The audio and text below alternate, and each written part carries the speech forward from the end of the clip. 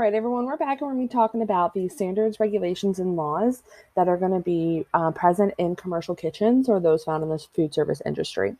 So, we're talking about industry standards. We have the food service industry standards and government laws and regulations are basically put in place for two important reasons. These are kind of umbrella reasons. They want to ensure the safety of food products and make sure that what's coming out of the kitchen is safe for human consumption, and then to also regulate safety in the workplace. This is for the employers to not be able to take advantage of employees, but also for employees to not try to find loopholes in different laws to where they're getting paid when they're not actually working. So we know that if a food standard or any of these standards are not met, a food service operation is in violation. So a standard and established model or example used to compare quality. Essentially, this is just to kind of make sure that it's the same across the board. Now, it is different dependent on what type of establishment this is. As this is also not just particular to food places. All businesses have to have some type of standards and models that they have to follow. Um, and then the regulations are the rules by which government agencies enforce the minimum standards of quality. So you do have your minimum standards. A lot of places do try to go above the minimum standard just because it looks better. They get better ratings, especially if they're food ratings and stuff like that. They get the better ratings, and then they also have a better customer experience. So we're going to take a look at a couple of governmental agencies and some of the regulations that they potentially would follow. Basically, we're going to go through and look at what the main jobs for a lot of these places are. If you've worked if you've worked in general, some of these may look familiar to you. If you've worked in a food establishment, you've probably seen these or had to do some type of training over these. So we're talking about the USDA. It's the United States Department of Agriculture. Essentially, their main job is to grade and check poultry, eggs, meat, and meat products, and anything related to those. They're going to grade them. So if you ever go shopping in the store and you see grade A large eggs, or this is a prime cut, select cut, a choice cut of meat, that's the USDA putting those labels on them and then selling them and making sure that they're safe and everything like that. The FSIS, which is the Food Safety and Inspection Services, they're the health inspectors that are going to come in. They're going to conduct inspections on food safety practices. They're not coming in to necessarily inspect the building for worker safety. That's another agency.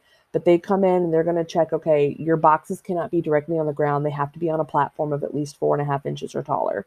Um, and things like that. So they want to make sure that food is being stored properly, that if you make food ahead of time or you have leftovers, that you're wrapping them, you're putting the date on them, and you're labeling them. You're not just tossing them in the fridge and grabbing them out the next day to serve to customers.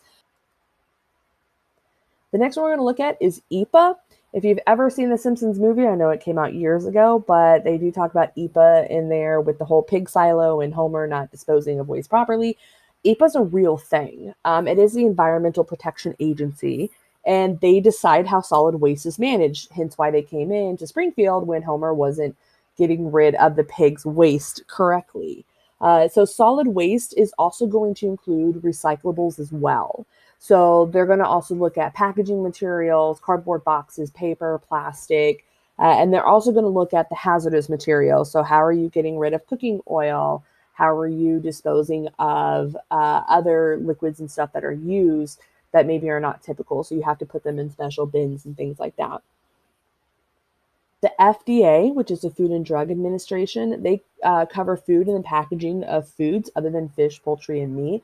And they also enforce the Food, Drugs, and Cosmetics Act of 1938, I believe.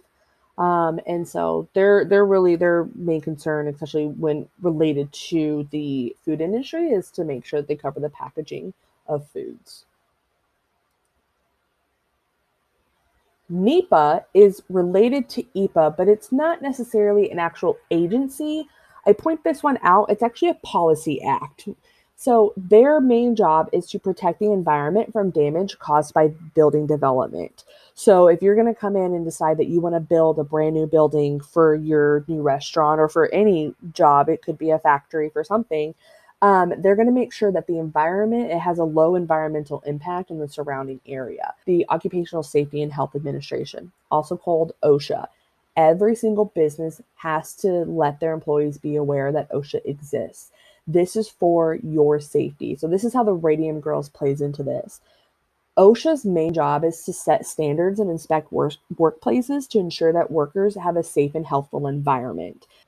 So they also oversee record keeping of job related illnesses and injuries. So if there are what we call workers' compensation claims and things like that, you get hurt on the job, they have to keep a running total of all of that. So how the Radium Girls play into this is that basically when they were around, this is in the wartime of the US, there were some standards in place for protection of employees, but for some reason it did not extend to all employees. And unfortunately, the Radium Girls were employees that it was not extended to. So the higher ups, a quick synopsis of it is that the higher ups, a lot of their bosses, knew that radium was poisonous. However, they didn't necessarily tell these young women.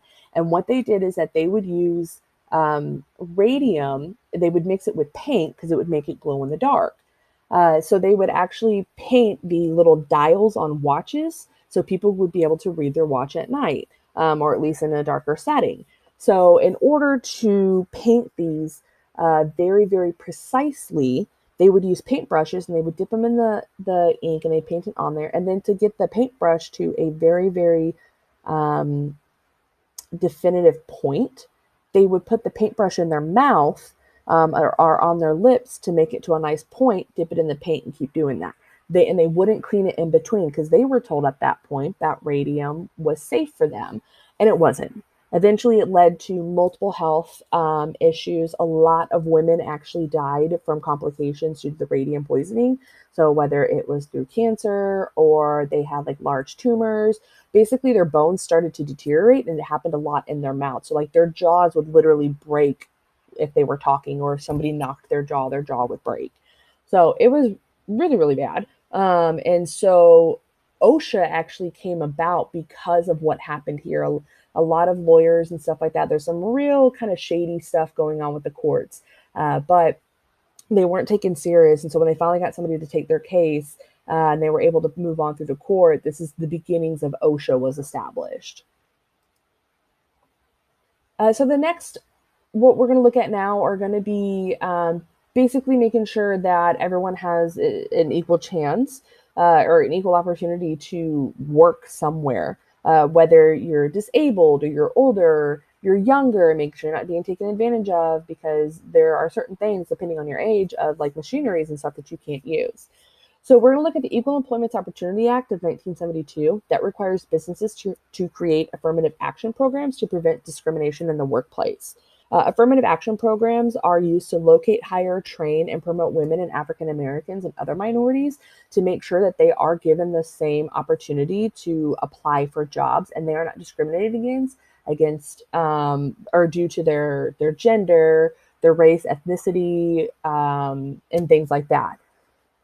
The Age Discrimination Act of 1967 that protects people 40 and older from being discriminated against in hiring, promotion, and wages. A lot of times, older employees they cost companies a little bit more because so you want to make sure that people weren't being passed up just because they were over the age of 40. That if you're 65 and wanted to work, as long as you were physically capable of doing the work, then you were okay. Americans with Disability Act, also known as the ADA, it makes it illegal to put a person with a disability into a lower paying job specifically because of that disability. So you want to make sure that if somebody has an intellectual disability, that you're not basically saying, well, you can only do 10% of this job. We're only going to pay you 10%. So the job is to protect. We also know that employers need to create policies that protect workers from sexual harassment, and really, this should be harassment in general. A lot of places, it's not really streamlined just yet. So, a lot of places will have different policies in place. Your larger corporations probably have a lot more. A lot of them also have a human resources department as well that will handle these cases. Your smaller operations that are like really tiny businesses, they may not necessarily have these. So at this point, it is up to each employer to determine that. Lastly, we do have protection laws. So the hourly minimum wage is determined by the federal government. So every state should absolutely be following the federal minimum wage. Now, you also have states that have their own minimum wage, and that's determined, that's of course a state by state basis. We also have worker comp or worker compensation laws They basically ensure that injured or disabled workers can still have some type of income. So if you injure yourself at work, of course, you need to report it immediately, even if you don't think that you are going to have like an actual injury from it. But if you slip and fall at work, we know that necessarily it may hurt at the time, but give it 15, 20 minutes, maybe it wears down. You still want to make sure that you report it, because if you wake up the next day and realize, oh, wow, my knee is swollen twice the size and I can't put pressure on it, you've got to be able to have that record of you reporting that. So you can start filing for any type of injured or disabled so you can have some type of income. OSHA, which is again Occupational Safety and Health Administration, they study the ergonomics to help businesses arrange and design their facilities more efficiently. Essentially, they're just going to see what works best, like the physical layout of the building, to make sure, number one, that there's not a lot of hazards in there that potentially can cause an injury. They also want to make it the most work efficient as ever, so you are getting as much work done with the least amount of energy spent and still have a high quality product coming out. Okay, so we're going to talk a little bit about your assignment. So you're going to research one of the major agencies that we went over way up here. So you've got the USDA, FSIS, EPA, the FDA, and OSHA. And you guys are going to put together just a small little mini research. There will be an additional document that has the websites that I would like for you guys to use, just because it's the actual government website on there. And you're not pulling information from maybe not as credible sources. So this is your first slide. You need to have the agency name, the acronym, their logo. Yes, you can copy and paste that from the website itself, or you can Google their logo real quick, and then make sure that your name is on here somewhere. And you guys can type directly on this. I want to function that the agency performs, not the ones that are listed in the PowerPoint, okay? That is such a broad topic. I want you to narrow it down. They perform tons of functions. It's not just here's what they do, that's the end of the day. I mean, these are multi-million-dollar agencies to make sure that establishments are safe for their employees and safe for consumers. So there's tons of functions. I want you to find 2 of them. Also look at one law or initiative that the agency has worked on or created themselves, and this is to help. So for example, EPA, they have worked on the NEPA, which is the Policy Act, Environmental Policy Act. So no, you cannot use that one. You need to find another one. All of these websites will have a tab on there. You kind of have to dig through the websites, which is why I'm giving you guys this as early as possible. You also need to find one program in which the agency works with or has created. It usually is going to be some type of like employee program or like a program to help consumers. Give me a brief description of the history of the agency. I want you to essentially answer these questions right here. And then 3 facts that you find interesting about this agency. It could be like how much maybe they spent in the last year, or how many people they reach on a daily basis, things like that. And you can write that down. What I want you to keep in mind too is that you guys can bullet point the information. It just has to be your words. You cannot copy and paste. That is plagiarism. Okay. So again, I will upload the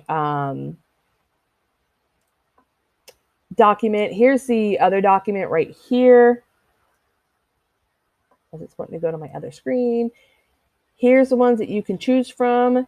You can click on, if it's blue, you can click on it, take you directly there. If not, you can copy and paste this into the browser where it says usda.gov. You just need to pick one, okay? Just one major one. And then you can bullet point this. It just has to be in your own words. Make it colorful, grab the audience's attention. I am your audience. And so that's everything you need to know. If you have any questions, please email me or jump on the WebEx. That will happen later this week, and I'll answer your questions for you.